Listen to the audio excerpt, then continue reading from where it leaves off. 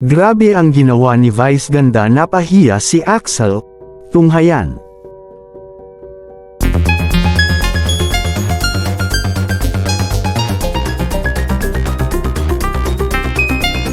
Grabe ka Vice Ganda, usap-usapan ng trending ang pagpapahiya di umano ni Vice sa isang Sirchi sa segment nilang Especially For You. Banggit ni Vice na, "Ang dami kong nababasa na mga hurtful comments at messages.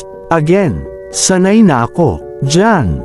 Tsaka nyo na ko bash kung more than 500k sweldo nyo sa isang month. Mga pabigat, mainit na usapin ang paninita ni Vice Ganda kay Axel Cruz, ang lalaking Sirchi ng segment na Especially For You, na umano'y nananggap ng beso sa babaeng searcher na si Christine.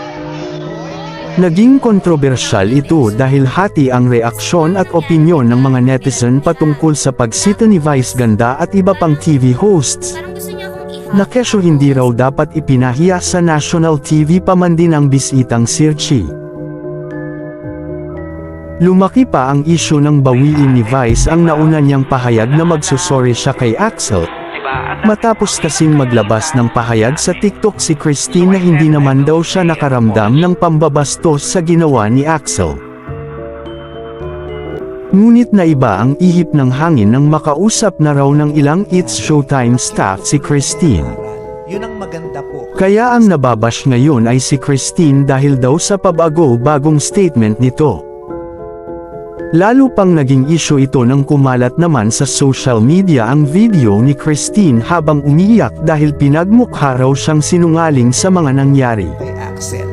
Si Christine din naman po, naunawaan namin siya at may dahilan siya kung bakit niya nasabi yun sa TikTok na hindi siya, na okay siya at ibibigay namin siya. Pero ginagawa lang rin namin to kasi karapat